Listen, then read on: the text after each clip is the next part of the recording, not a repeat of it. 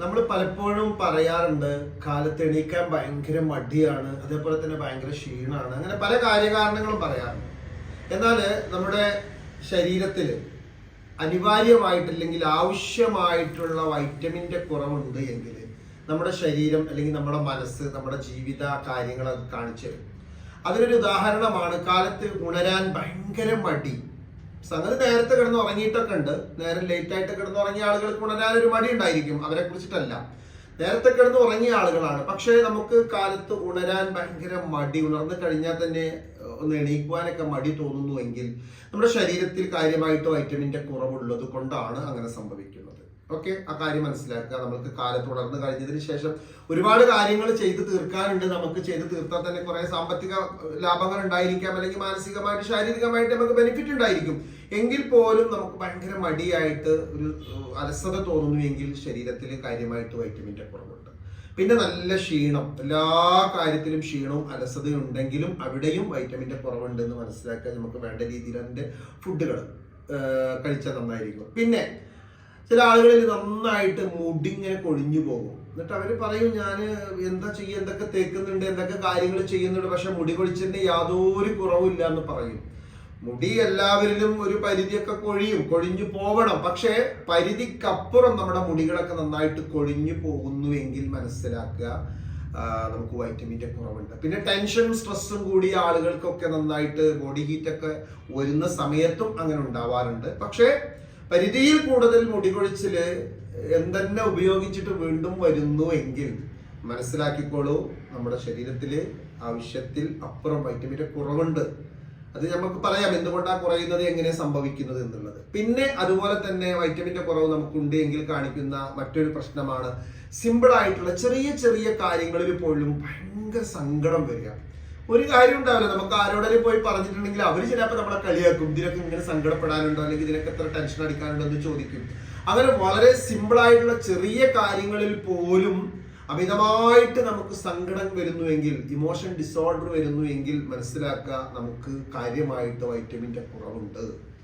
അപ്പൊ എന്തുകൊണ്ടാണ് ഇങ്ങനെ സംഭവിക്കുന്നത്? നമ്മൾ ഭക്ഷണം കഴിക്കുന്ന ആളുകളായിരിക്കും, പക്ഷെ നമ്മുടെ ഭക്ഷണം എന്ന് പറഞ്ഞിട്ടുണ്ടെങ്കിൽ വെറും ഈ ചോറ് മാത്രം. അതല്ലെങ്കിൽ കുറെ ആളുകൾ കുറെ ബിസ്ക്കറ്റ് കഴിക്കും, കുറെ ബേക്കറി സാധനങ്ങൾ കഴിക്കും, കുറെ കരിച്ചത് പൊരിച്ചത് പൊരിക്കടികള്, അല്ലെങ്കിൽ കുറെ ലേസ് വാങ്ങി കഴിക്കും. സങ്കടം തോന്നാറുണ്ട്. ഓത്ത് പോലെയുള്ള കുറെ ആളുകൾ പോലും ലേസിന്റെ പാത്രത്തിൽ കിടക്കുമ്പോൾ നമ്മുടെ മുന്നിലൊക്കെ ഇരിക്കുന്നുണ്ട് അങ്ങനെയുള്ള ആളുകൾ. വലിയ പ്രായമുള്ള ആളുകളാണ്, നല്ലോ പിന്നെ വലിയ ആളുകൾ, പക്ഷെ അവർക്ക് ലേസാണ് ഇഷ്ടം.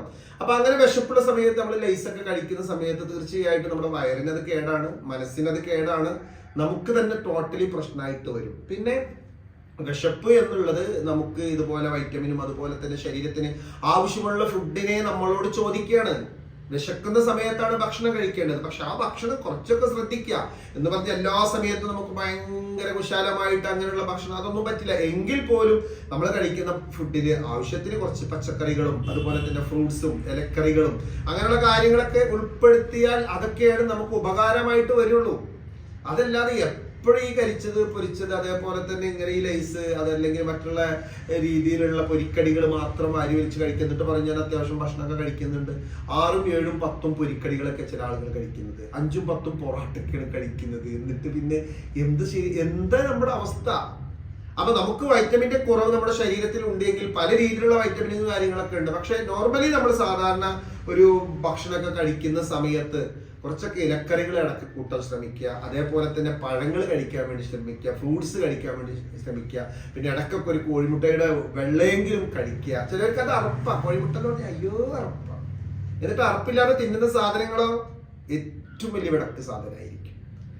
പല രീതിയിലുള്ള ഭക്ഷണങ്ങൾ നമ്മൾ അടുപ്പിക്കുക പോലും ചെയ്യരുത്. എന്നാലോ ഒരു താല്പര്യം വരുമ്പോൾ അല്ലെങ്കിൽ ഒരു ഇഷ്ടമൊക്കെ തോന്നുമ്പോൾ എപ്പോഴെങ്കിലൊക്കെ എന്തെങ്കിലും കഴിക്കണോണ്ട് കുഴപ്പമൊന്നുമില്ല. പക്ഷെ അത് മാത്രമാണ് ജീവിതം എന്ന് പറഞ്ഞാൽ ചില ആളുകൾക്ക് അച്ചാറില്ലാതെ ഭക്ഷണം കഴിക്കാൻ പറ്റൂല. എന്നിട്ട് അച്ചാർ അങ്ങോട്ട് ഒഴിച്ച് അങ്ങനെ അങ്ങോട്ട് കുടിക്കും. അതുകൊണ്ടൊന്നും ഒരു ഉപകാരം നമ്മുടെ ലൈഫിലില്ല.